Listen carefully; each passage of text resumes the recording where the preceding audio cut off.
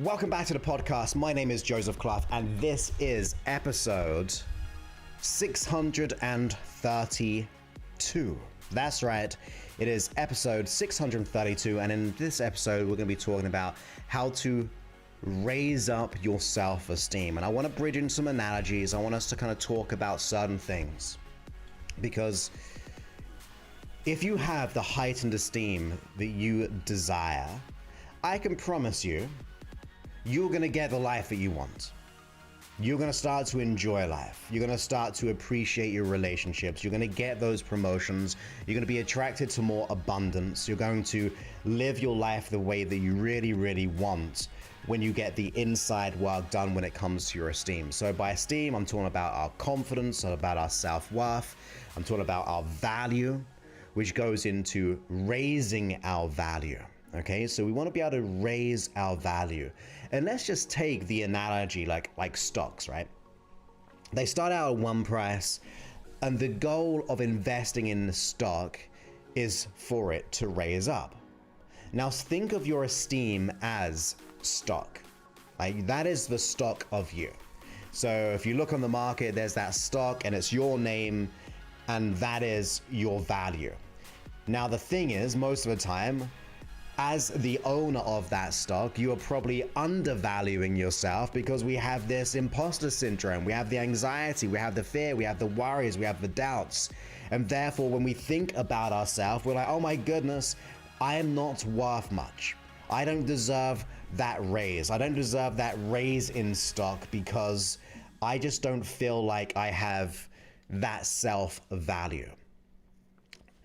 So if we take it in that context, that look, we are an entity, right? We're a being, we're a business entity of that stock. We are the entity which runs that value. We are the ones who can really dictate it. Now, you can have people screaming at you saying, look, you're worth this. You should be going for your dreams. How can you not like yourself? Why don't you go and approach that person in the bar? You're a great person. Like, we can have all these words from external people, and no matter what they say, we can dismiss them if our stock is low. If we have that low stock, we will dismiss what people think of that stock. And I'm sure you've probably heard that before in your experience, where someone says something really nice about you, or they encourage you. There's that part of you which you might verbalize it, or you may just think it and go, I don't believe that. I just don't believe I'm capable enough to do it. I just don't believe I'm worth that. I don't think I'm enough to be able to go for my dreams, get that promotion, or earn the money that I want. If you want $10,000 a month, or £10,000 a month, or $20,000 a month, or $100,000, I don't really mind. You may be going, I am not worth that. My self-value, my self-stock is not at that place. I'm no Tesla stock. I'm no Apple stock. I just feel like it's little old me. I feel like an imposter, and I just don't feel like I can do what I need to do. So we got to treat it like it is stock, or that you are stock. You are the entity of a stock. Now then, we got to consider, well, how do we raise stock price, right? How do we do that? Now, I'm no stock analyst. I don't know anything about it. Do I invest? Absolutely. Do I personally do it? No, I have someone else doing it for me, because I have no idea. That's out of my realm. Like, I know hypnosis, I can let go of imposter syndrome, but I cannot understand the stock market that well. It's just out of my realm. Maybe I will in the future, who knows? But I'm going to guess, I'm going to imagine, to raise a stock, you need to do certain things. You need to be able to add more value. You need to be able to get a bigger market cap, I guess, I presume, just saying a fancy word there. We've got to be able to come across in a certain way, be of value. We need to be able to present that self of getting out there and getting that self-value up. We won't want to be running strategies within that company which are broken, right? We don't want to be self-sabotaging that company, because of course then you don't have a working product, and therefore you don't have a working business, and therefore how are you meant to raise that value? So we got to ask ourselves, like, what am I doing right now on a consistent basis to raise my self-value? And like, what are we really doing? There's a question for you. What are you doing to raise your self-value? because we know that other people can't do it for us, because we will feel like an imposter. We will feel like they are lying. We will feel like, well, they think it, but I don't believe in it. So we've got to do certain elements, certain strategies to raise our capital, to raise our self-value. And I want you to really think about that. Number one, what are you doing in your life which decreases your value? What are you doing there? Now, I can't answer that for you. Maybe we're drinking too much. Maybe we're smoking too much. Maybe we're on social media too much. Maybe we're not prioritizing our health, our esteem. Maybe we're putting ourselves in relationships which aren't serving or the right one for us. Like, we got to assume that responsibility and go, okay, the check of where I am, the mental check is I'm doing this set of behaviors which are not serving the increase of my self-stock, my self-value. And you've got to draw a line upon that. You've got to kind of go, look, let's be open and honest. I'm doing these things and I don't like them, which is good. You don't want them to just be beneath the surface. You don't want to run away from them. You don't want to escape them.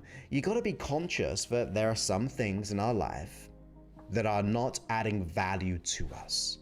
And it can go down to the place and the time that sometimes the people we hang around with aren't really increasing our value as well. You see, what I've learned to discover, the more I surround myself with an alike mind, the more I surround myself with, and they don't have to have everything sorted. Like, their life doesn't have to be perfect. But they've got this energy, they've got this drive and desire to make a change, they're motivated. I want to be around that person because it feels good, right? Like, just notice the difference. If you're with someone who's lifting you up and you're lifting that person up, that's a relationship right there. That's like a friendship. That's a good business model to like have colleagues who lift you up. Once again, if you're in a business and your employees are sabotaging you, pulling you down, or speaking bad about you, about your stock value, staying with the analogy, I know, then how's that value meant to go up? So sometimes we got to draw a line there and go, look, maybe I'm hanging around people who aren't of value to me. And that's not to say, look, we got to leave everyone in our life, but at the very least, we got to weigh out the scales a little bit. Who can we add into our life to raise us up? Who can we do to connect with, whether it be one person or people, in person or online, to raise that stock, to buy into the vision of you, to buy into the stock of you? Because when you're around that person or that amount of people, it makes you feel good about yourself. So sometimes we got to sack the employees, right? If they're sabotaging the business of your stock. And sometimes we got to do that with our friends and, I'll say, even our family, right? Just because they're family members doesn't mean we have to. If they're abusing us in some way, then of course you'd probably say you got to get out of that relationship, right? So there are levels to this, of course. There are certain aspects we've got to consider. At the very least, we've got to be conscious of who we're getting into our life, and also how we can add more people into our life and start to either phase out, let go, or just manage our state around those we want to keep in our life, right? So we've got to think about that. A bad employee is going to break down the business and therefore the stock, and that's just like our friends. So we've got to be clear of what we're adding into our life, who is in our life, what are the things we're doing in our life which are depreciating or decreasing the value of ourselves. And then we've got to flip it around and go, what can I do to increase my value? Is it a gratitude journal? Is it just writing out all the good qualities, the things that you've achieved in the past, the things that make you feel good? Maybe you've run a marathon, maybe you've got a degree, maybe like there's certain things that you have right now, what you've done in the past, which can make you feel good. You want to reflect on those things, because number one, it makes you feel good, and number two, it means that you've got the strategy of success somewhere because you were successful in doing that endeavor. So once we start to get our mind into the good things about us, the good things that we've experienced, the qualities of ourselves, we will increase our value. We'll increase the stock value of us. In other words, our esteem, right? So we want to add as much of that into it. Like we know the gratitude is thankful for what we have. And a while ago I said, look, you want to have gratitude for what you have and for what is coming your way. So we want to add these components into getting gratitude. When you do it, you do it in the morning, right? When you start up your day, get gratitude. Who am I going to connect with today? Well, I want to connect with people, someone who raises me up or rises me up, whichever way it is. We want to be able to really feel like we're being lifted up in our community, in our environment. And then we got to think, okay, what behaviors do I have to let go of? And sometimes you got to ask yourself, am I willing to give up certain things in my life to get the life that I want? That is a big decision for all of us, because it's saying that we're assuming responsibility. We're saying that, look, I'm gonna have to do some soul searching here and give up some things that I'm doing, whether it be decreasing the social media, quitting it altogether maybe. It could be, well, am I gonna go to the bar or the pub or all those kind of things? Am I gonna eat out? Am I gonna cut that back and use that money and invest in myself? There are so many things that we can do. And the chances are you've probably invested in yourself before. Like even big amounts. Like you see today, some people go to university and got a $150,000 loan, which is kind of criminal in my opinion. But people invest in themselves all the time. So we got to invest in ourselves, and we can kind of say no to certain things, but you got to go, well, what can I do to invest the stock of me? Well, I'm going to upgrade myself. I'm going to invest in the infrastructure of that company, of myself, that entity. And there are so many little things we can do that we don't do. And some of those things are really easy, like making decisions which are healthy for us. Making decisions and being conscious of the thoughts that we're having. Is that thought supporting me or is it decreasing me? And not to say that you're going to just change a thought like that, but you've got to become conscious of it to change it. And most of the time, we're not even conscious of it. It's on autopilot. So we've got to wake up from that autopilot of the unconscious mind and go, look, what am I thinking? What is the story that I've been telling myself for so long?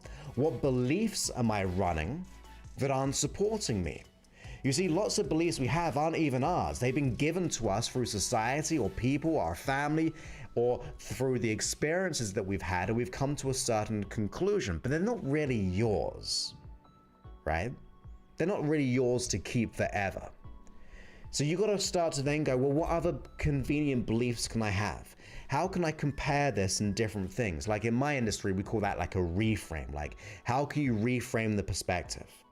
How can you see things in a different light? How can you challenge that limiting belief about ourselves, which will allow that belief to either A, disappear, or two, let's go to A and B again. A, it will disappear, or B, we'll be breaking up that belief. Like we're just kind of shifting it around. We're starting to mix it up a little bit, because once you start to analyze the beliefs that you have, be conscious of them, and try on different methodologies of your thoughts and beliefs, then you are able to see the world that bit different. So think of yourself as ultimately stuck. How does a business run successfully? They do good strategies, they deliver certain results, they add value. So we can ask ourselves, well, what am I doing to add value into the world?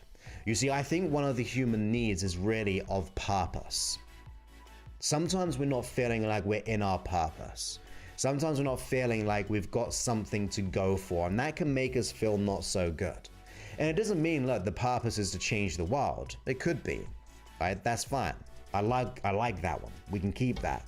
But maybe your purpose is something smaller or just something different, something so unique that is nothing like mine or anyone else's, but it's important to you. So therefore, how are we going to ask ourselves, how can I be of more purpose?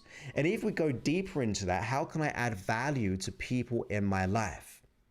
Because by doing good things in the world, not that it's a selfish act, but it makes us feel good, right? Doing good things to other people makes us feel good. So therefore, it's nice to help people and support people, because the secondary gain of that is we feel good. We're not doing it just to feel good, of course. We want to do it because we want to help people. That's the purpose. But it does increase your stock. It gives your esteem a raise because you're doing good for the world. And I like to think, do good for self, good to others, and good for the world. And therefore, we have a sense of ecology in our experience. If you think of the best companies, not that they all operate from this level, but they want to be good to the owner, the business owner. It's got to be good for the owner. It's got to get something from that. It's got to be good to the employees. It's got to be good for the customers. It's got to be good for the environment. It's got to be good for the world. That is a good, great company right there, which you really want to invest in. You see the value of it. So we've got to ask ourselves, well, how am I being of value today? What am I doing to support myself? What am I doing to surround myself with? What behaviors am I running which aren't supporting me and decreasing my value? And also, how can I add certain little things to my psychology that raises my esteem? There's so many things we can do each and every day. So many. Like I said, the gratitude list, so easy, simple. Listen to a song that inspires you, easy and simple. Watch inspirational movies, so easy and simple. So many things we can do which are for free. We can maintain certain boundaries around the systems that we use, like social media. Be conscious. Sometimes the most biggest changes it just really comes down to waking up and being conscious of what's really happening. Because we've got to make the unconscious conscious. And the only way we make the unconscious conscious, in other words, for it to realize that what it's working isn't really working, and what it's doing doesn't make us feel good because we have fear, worries, anxieties, and doubts, is to be conscious of that. And the more conscious and more decisive and dedicated and determined you are, your unconscious mind will be listening. The more that you consciously start to plant yourself in an environment which is not toxic, your unconscious mind will notice that because you are feeling better. The more you start to limit yourself and get out all the noise of society, limit, not completely maybe, but the more we begin to limit that, your unconscious mind is listening. We've got to be the game changer. We've got to be that instigator of change to really add value to our stock. It's all on us. And the good thing is, like any business, the creator of that business is in control of it. And even in the economy, when even things go down, the best businesses, what do? They innovate. They see an opportunity to expand. They adapt. They start to do different things. So let's get our mind in a state of innovation. If the circumstance isn't helping, if the situation looks a little bit bleak, when things are going no in every single way, we've got to go, well, how can I be innovative here? How can I innovate myself? How can I innovate the thoughts? Because I always say, when the mindset's right, the facts don't count. Once you get your mind there, you will not buy into that external circumstance that you cannot succeed. You will not buy into what the media is saying about your company. You will not buy into that. You'll be going, I'm moving forward, I'm growing. Once you start to pay less attention to that outside noise and realize that other people's opinions of yourself aren't any of your business, and most of the time they're just projecting their own fears because that's the experience that they have. Just like us, we see the world subjectively, and the chances are they are projecting certain things. And that's why I said our beliefs aren't always our own. They've been given to us. So do we give them up? Do we look for more beliefs which are more suited for our future? It's just one of those things that when you start to get your mind in the right place, doing these subtle things each and every day. Yes, there are quicker ways of getting there, of course, like investing in a coach. Like if you think like business, like I'm a member of a business group. Like I hang around with entrepreneurs. I like it. I love entrepreneurs because they're so innovative. They really, really are. So I invest in myself every single month to hang out with people, right? Which is kind of crazy, weird, but the feedback that I get from it just lifts me up. It allows me to go, wow, I want to be like that. I want to learn from this person, and I want to give value and add value to the group. It's one of those things that just allows things to change. And that is all within us. We have the ability to make those changes and surround ourselves with people that will love us, support us. But it's very hard to be loved and supported in a congruent way if we're not supporting ourselves. And sometimes we got to wake up to that decision and then go, do you know what? I might even hire someone to coach me through this. Every athlete who is a professional has a coach. Everyone, right? There's always a coach there. Most business people have a set of peers or a mentor that they can go to coach them through something. It is not a bad thing to be coached. You're actually saying, I am ready to be open. You see, when I want to work my clients, I want them to be resourceful. I want them to ask questions. I'm not going to tell them exactly what to do. I want them to discover it for themselves by doing certain things. I want them to ask questions so I can ask questions back to create the internal epiphany. So it's important that sometimes, yes, you can invest in yourself. There's no shame in that. I think we should be celebrated to invest in ourselves. I know I do. It's one of those most beautiful things you can do because you are one of the most beautiful things. So therefore, why wouldn't you invest in a beautiful thing? Of course you would, right? So sometimes we want to make sure we get someone on our side, whether it be for free in your community or network and friends, but you do want to get someone on your side to support you through times. And also, before you ask someone for help, when we go down this little angle here, when it comes to moving ourselves into more productive environments of the people we surround ourselves, before you ask for help, ask what you can do for that person. You've got to be having the skin in the game. You've got to be willing to invest, whether it be through money or say, look, I'll do whatever it takes. There is that great connection there. It's not just like me. If you're going to be a part of a community or a relationship, it is what I say, a cooperative flow of energy. Back and forth of just giving and then also receiving. But ask what you can do to help that person if we go down that route, right? Because we got to add value. We got to lift those people up as much as we want to be lifted up. Be the person that you need for that person. In other words, if you need someone in your life, well, who can you be to be that person for someone else so you can truly thrive and enjoy that experience?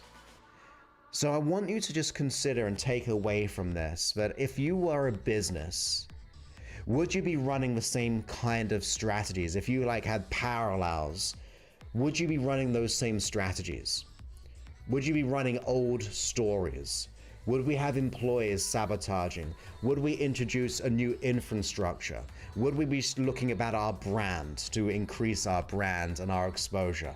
Are we going to be raising up ourselves, employees, or ourself, our unconscious mind? We've got all these things we can do. So see yourself as a business for a week, or maybe a month, who knows? And ask yourself, well, how can I increase the value in the stock? Do I have to invest in an external entrepreneur to help me in my present business? In that analogy, do we actually research for success tools so we can implement it? You see, if it's a business, not all of them are totally innovative. So the chances are that business has been done before in different states, different cities, different countries, over different decades. It's not like recreating the wheel. Same thing when it comes to your personal development. There's people out there who have overcome your issue, right? People have. People have actually gone through worse things and overcame it. So knowing that number one, there's a success strategy, but model that. Model the strategy that works. Do whatever it takes to install that within you. Get the shortcut if possible. Because why try to figure things out as a business or ourselves, as we go through both analogies, while we do it all by ourselves? It's lonely, doesn't feel that good, and the chances are we'll make many, many mistakes along the way. But when you start to team up with someone, you start to learn from someone, you start to grow with that person who has that success, you will just be able to do it so much quicker. Like, you just learn from them and get yourself from where you are to where you want to be in lightning speed. That's the ideal. And if you go, look, Joseph, I have no money to invest. Well, I can promise you, maybe if we save up for a year, then we may be able to do so. Maybe save up for 6 months. Maybe we give up certain things. And I'm not saying to invest in me, by the way. 100% not saying that. Like, I've said this for a long time. I actually don't want to work with everyone. I only work with a certain kind of person. But even if it took, let's just say that, to take me out of the equation, you want to be an athlete and you want to be able to consider yourself as, I want to be a boxer. Let's just say that one has kind of just popped into my mind. Well, if I want to be a boxer, I might have to give up certain things, save up to learn from a pro to get there quick. Now, even if it took me a whole year of saving up to hire someone to coach me through it, so therefore I have a career in boxing, or change it for any kind of sport or any example, it's going to be worth it in the long run. So just prioritize your esteem and your stock value by going, hey, what can I do differently today? What can I be conscious of? What can I consider? What can I let go of? Who can I surround myself with? Who can I invest in? Who can I add a different structure? Like, it's all there within us. If people have done it before us, if people are doing it right now, then it's absolutely okay to get going on it right now for yourself as well. And if you do want my help, if you do want to try to apply for my program, just remember, you've got to be absolutely dedicated. You've got to be absolutely committed. You've got to be absolutely invested, because that's the kind of person I am. I've done it over and over again, and I only want to work with people I enjoy working with. I mean, that's the luxury we should all strive for, to actually want to work with people that you're working with. I know it doesn't always happen, but that's how I set up my business, because I want to increase that stock value of that business, if that makes sense. So if you do want to go ahead and apply for our program, you go to josephclough.info/talk, and then you book a time. You then fill out an application form, and then you get on a call with a team, and you'll go ahead and connect, and we'll see where you are. We'll get clear of what you want to let go of. We'll understand where you want to be and figure out what's the real issue there, that if we can let go of through our system, we'll say, yes, 100% we can let that go.